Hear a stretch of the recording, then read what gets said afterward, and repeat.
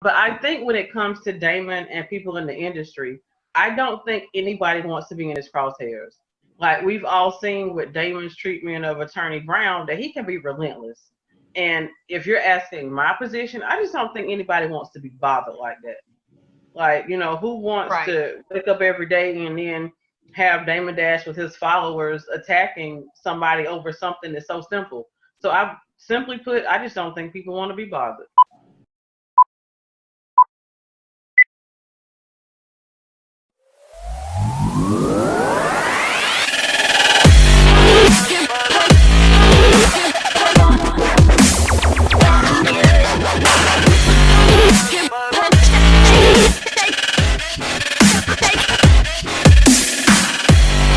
Janine Hubble Cox with Sister to Sister 2.0.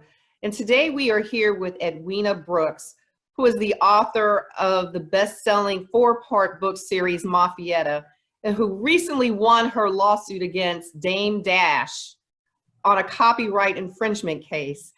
Edwina, welcome to Sister to Sister 2.0. Hello, thank you for having me. Thank you. So you recently won a lawsuit against Dame Dash and his production company for copyright infringement of Mafietta. So could you tell our viewers a little bit of backstory behind Mafietta itself, your best-selling book series? Let's start from there. Okay. So I wrote a book series that started, maybe my first book was released in 2013. And I met Damon in 2015. And upon meeting Damon, my book had already been adapted into a screenplay. I'd already shot a short film, but it wasn't industry ready. It wasn't ready for TV. So I'm from a small town, and Damon was in the area. So when I found out Damon Dash was in a town with a population of 16,000 people, and I happened to be visiting my mom at the time, I'm like, wait a minute, I need to check this out. Right. So it just seemed weird. So I went and I had on my Mafietta t-shirt and I had a couple of books and I explained, hey, I've shot this before. I want to do it again so that I can find placement, on TV somewhere because I want my baby to grow. Right. And a lady jumped up from the crowd and was like, hey, I read Mafietta. So he was like, really? Okay. So from that point, he was in. He agreed to produce it. And when I was on my way to my seat, he was like, no, wait, I have to direct. And I was like, but I have a director. He's like, well, if I can't direct, I don't want any part. So what do you do, really? right? So I'm like, okay. So that's how it started. We were in pre-production within 2 weeks. No, let me just interrupt real quick. Was there any type of written agreement that was in place regarding the direction, production by his company? Okay, so there was a written contract given to Damon Dash on July 31st. Which was a few days before filming. And this is a cautionary tale to creators because I said, hey, Dame, we have this contract. You have to sign it. He's like, it's good. I'll sign it. It's good. I'll sign it. And, little old trusting me, right? We just went along, trucked along. So filming starts and I had one of my production assistants take him the contract and he was kind of upset that she brought him a contract while we were filming. So long story short, there was a contract submitted before filming with the work for hire provision in place for him as director. Now, did you have an attorney draw up the contract or did you draw up the contract yourself? No, ma'am. Absolutely. I had an attorney, had an entertainment attorney draw up the contract. Okay. And was Dame represented by an attorney at the time he was presented with the contract? Damon didn't bring in an attorney until later. Okay. Right. Okay. Yes. So the production was over, and then there came a time when creatively Damon and I couldn't sit horses. So now, how long did the production last? What was the time frame for the production? We filmed for 3 days. 3 days? 3 days. We were in pre-production for about 2 weeks. We filmed for 3 days and went straight into post. Wow. Yeah, so it was real pretty quick. Literally fast and furious. So once it got to the point that we couldn't sit horses and I couldn't get a signature on my contract, we were kind of at an impasse. So it was, and I don't remember the name of the hip hop show, but he literally said to me, I'm going on this show, and if you don't give me complete control of your project, I'm going to mention this person I'm working with, I'm going to mention all the other things I'm doing, and I'm not going to mention Mafia. Wow. And he So literally it was went on sort that of a coercion type of scenario. Yes, it as a woman to deal with that type of intimidating tone, it was very off-putting. I felt bullied. Right. So That was my next question. Did you feel bullied? yes, ma'am. But despite what I was feeling, I knew that it didn't feel right. Now, was your attorney still involved at this point? Definitely. Okay. So when that happened, I said, no, I don't give you complete control of my project. So he literally went on the BET show, and I think that was the one with Snoop Dogg and Master P, the mogul show that came on BET. Okay. And he showed everything that he did in North Carolina except Mafia, because I would not give him control of my project. And that's where the filming was taking place, in North Carolina. In North Carolina. And I remember seeing that show. And you're right, there was no mention of any production of a film by the name of Mafia. Not at all. Not at all. So after that, Dame sent me a text message terminating himself. So my lawyer sent him an email acknowledgement, and then at that time, Dame brought in counsel. Okay. Now, how long was that? Back in 2018 that this occurred? This was in 2015, going into 2016. When this occurred. Okay. Mm-hmm. So I'm sorry, go ahead. I'm sorry. Literally for over a year, these two lawyers tried to negotiate this contract to have Damon sign it. A year passed. Never signed it. Never signed the contract. Never signed the contract. But in court, my saving grace was, in each iteration of the contract, there was always that work for hire provision. And that was never an item in question by his attorney. He never addressed the work for hire provision. Okay. So when he went into court saying, hey, it was okay for me to put this on iTunes, and it was okay for me to put this on Dame Dash Studios because I owned it, even though he didn't sign the contract, it was clear that you're not the dominant author, you don't have ownership, and there was never an intention for me to have you be an owner. Right. So you decided to file a lawsuit in March of 2019, correct? Correct. Were there any serendipity that happened? I didn't know that I was going to be filing it then. What happened was, I saw a gentleman named Josh. Well, a friend of mine sent me a link. And there was a gentleman named Josh Weber suing him for something similar. But apparently his behavior was the exact same way during your trial, correct? Yes, and that was what was so astounding. I thought that by us being in a literal federal courtroom, that would help him curb his behavior. But that's when I came to understand it's not something that he can control. What types of behavior did he exhibit during the trial?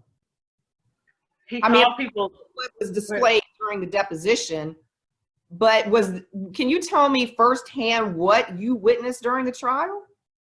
Well, okay, so the first thing about the trial is when you see court TV, the people are sitting side by side. In federal court, I was sitting here and he was literally sitting behind me. So I'm hearing all of these verbal assaults. He's lying. That's not true. I never did that. And mind you, he's throwing his hands up in the air and all of this. And I can't see him throw his hands up in the air, but I hear him. And I'm telling my lawyer, like, this is intimidating. Like, I feel uncomfortable. How did you feel? I felt uncomfortable. I felt like he was trying to shake me. I felt like he was trying to bully me in the court of law because he thought nobody would stop him. That is amazing. Even though he was before the judge and the jury and everybody else in the courtroom, he just had no filter, basically. This was a bench trial. So just a bench trial. Okay. Right, but he literally had no filter, and there came a point where my judge raised the argument, raised the problem to the judge, And at the point, the judge hadn't heard it, but he was so loud that the I don't know the official term, I'm sorry, but the person that takes the notes during the trial, the court reporter, the court recorder was recording his outbursts in the trial transcript. So if you read the transcript, you can see where he's literally spitting out stuff during people's testimony.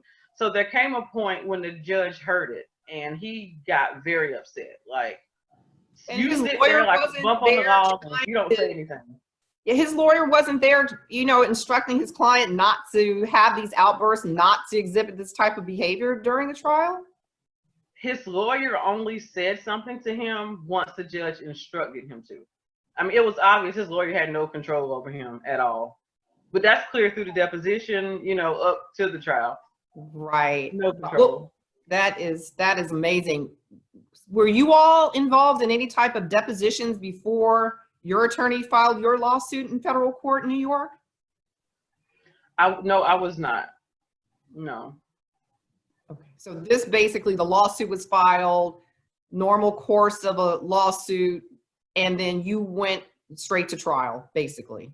Yes. Now, and maybe I misunderstood your question, but there was a deposition. There was a deposition in your case. Between Damon and my lawyer. Now, I was never deposed by Damon's counsel, but attorney Chris Brown, who took those verbal assaults like a complete gentleman, he is to be commended. But I will say that anytime there was a barrage of verbal assaults, something had happened in court. And rather than Damon say, hey, because I won a summary judgment for trademark infringement in September of 2019. Okay. I didn't publicize it. So instead of him saying, oh, I just got my what handed to me in trial, it was, oh, his soups are ugly, his breath stinks. But the fact of the matter was he had just lost a trademark infringement piece of my case. Wow. And that was never brought up in the media at all. It wasn't, and I was very quiet, and I've been very hesitant to speak because I've seen how Damon has bullied Josh Weber. I've seen how Damon has bullied a number of people on social media. And, absolutely. I'm married. My husband's in the military. I don't doubt his ability to protect me, but at the same time, I did not want to be assaulted on social media by standing up for myself. So absolutely. I chose to take the quiet victory and remain quiet. But at the same time, I want other filmmakers, I want other creatives to understand, one, what your rights are, and to be careful when you go into situations like this and the paperwork isn't signed prior to your beginning filming. Absolutely. I am so glad that what made you decide to come forth with your story and your side of the story? I think it's because with the whole, I'm not going to call it the hold, with the hold that Damon has on the media and with the ways that some of the story was portrayed even after the case was over. Right. Like when I first came forward saying that he stole my film, I remember Global Grind calling me a scorned writer. Okay. And I felt like, one, you're marginalizing my issue. Absolutely. And two, you're making people just dismiss everything that's happened to me. And then, with Damon, these frivolous lawsuits, bubblegum this and bubblegum this, when in fact, he's exhibiting bubblegum behavior. Right. You know what I mean? Because do you think that this would have occurred if you were a man? I think if I were a man, he would have assaulted me as he did Josh Weber. Right. I think the only reason Damon hasn't come for me on the internet is because I'm a woman. And if he were to do that, that would kill the whole Invest in Women platform he's standing on right now. And is that one of the reasons why you chose to go with Dame? Because you felt that as a woman that you were going to be empowered by Dame and his company, that his vision of empowering women fit what you were trying to accomplish by turning Maffietta into a film? Absolutely. I saw, like many of your viewers, I'm sure, the Breakfast Club interview where he was talking about investing in women. And then shortly after, he shows up in North Carolina. So it's like, how do all of these things just line up? Because at the time, we were stationed at Fort Campbell, Kentucky. and I just happened to be going home because my husband was going to training. Right. So all of these things are just kind of falling into place. So I really felt like he was a godsend. And maybe in a way he was, but it was more as a lesson to be learned. Right. You felt that you were going to be protected, but you were anything but protected. Exactly. And I think he protected me from everyone else. He protected me from the crew overcharging me. He protected me from anybody on the outside. However, he had his own motives. Like he, invited artists that he knew to come shoot videos on my set, and he never discussed it with me. Wow. Now, was he paying for the production of the movie? Not a dime. So when I first approached Dame, I told Dame that I had $10,000 because I thought we could do something really small. Right. With his notoriety, I thought, he could get some help and I could do this thing for $10,000. But I ended up spending over $49,000 of your own money. Of my own money. And Dame Dash didn't contribute one dime. Not a penny. And then wanted to claim an ownership interest in your film. Yes, ma'am. That's amazing. So, yes, I ended up having to, I think what happened was, and back to Josh Weber. So like once I saw that it was on iTunes, I realized I could dispute it. Like I say, hey, this is my intellectual property. So I did that because, I'm 49K, in the hole with this film. Right. I just paid attorney fees to negotiate this contract for a full year. So it's like, okay, we're working people. Right. You know what I mean? So how am I supposed to get another lawyer to pay thousands of dollars to take him back to court? Absolutely. So when I heard about the Josh Weber case, I shot him a DM on Instagram. I was like, hey, the same thing happened to me. I hope you can get some resolution. Right. He's like, you're not talking to my lawyer. I'm like, no, not at all. So I just really reached out to be a support to Josh Weber. I had no idea that this would come of it. And I'm thankful. Absolutely. So you were just recently awarded a $300,000 judgment against Dame Dash and his production company. Yes, ma'am. And your attorney intends to collect every penny of that judgment. He does. He does. And I think, and one thing I will say about Attorney Chris Brown is, like, it took a while for him to help me understand that I had been harmed.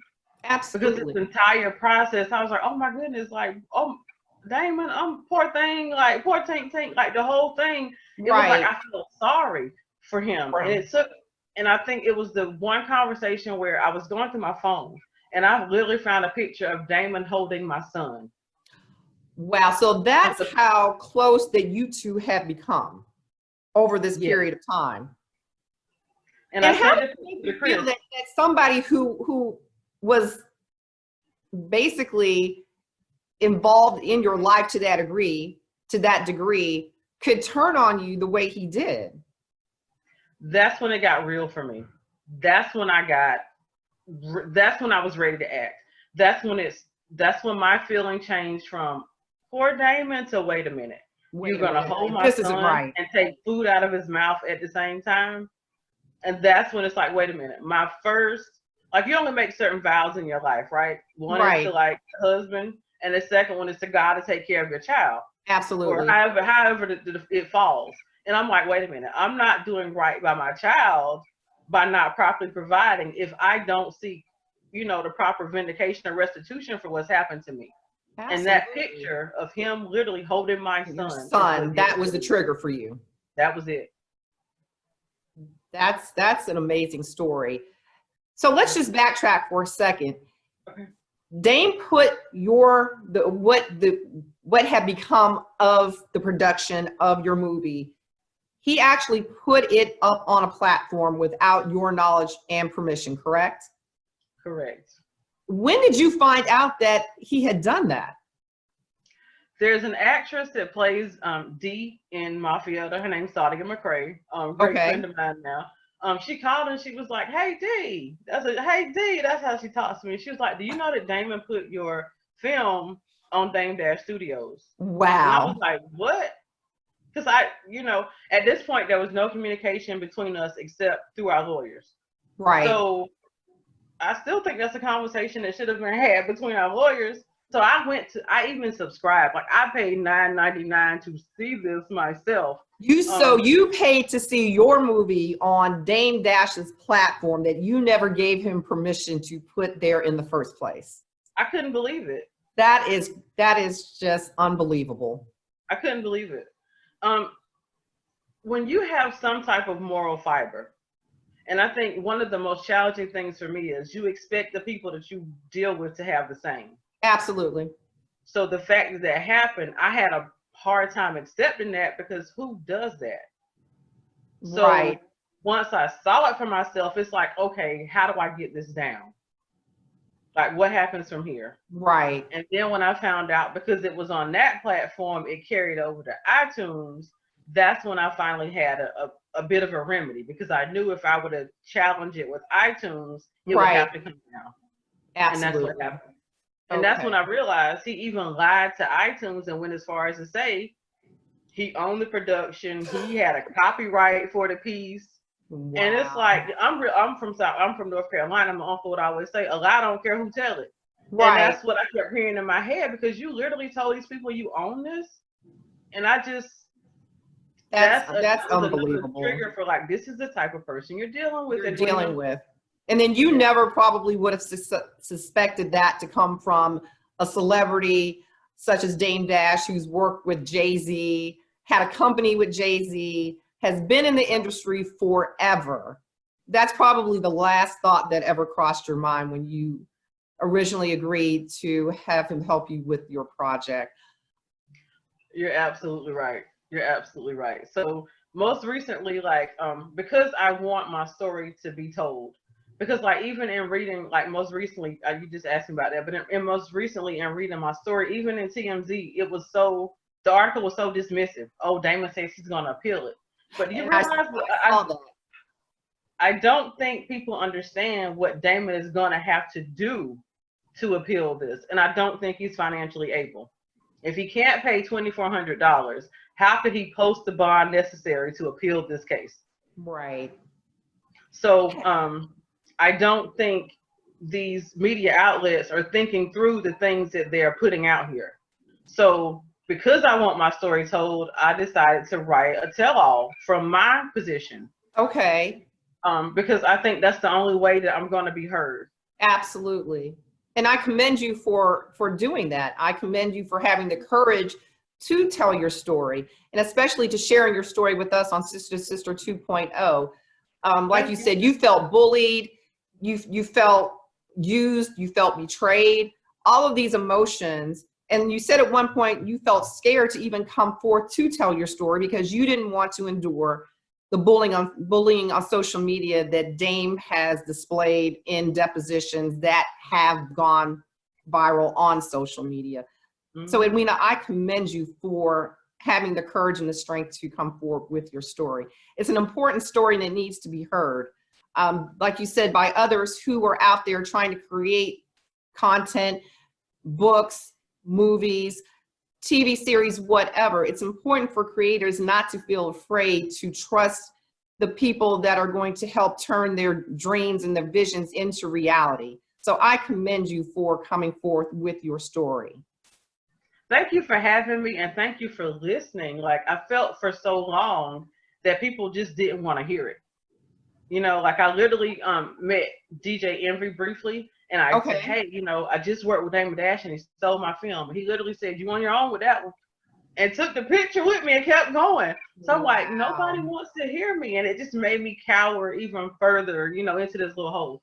But thank you for listening. You know, thank you for giving me a platform to speak to other creatives, to just kind of give them this cautionary tale. And, you know, I would just say to anybody, like, you know, don't walk in my footsteps as far as being afraid to share. Because that's the only way that you're going to get some kind of justice. Absolutely. And thank you so much. And like you said, it's so important for creators to be protected and have their material protected so this type of thing doesn't happen to them. So Edwina, thank you so much for sharing your story with us today.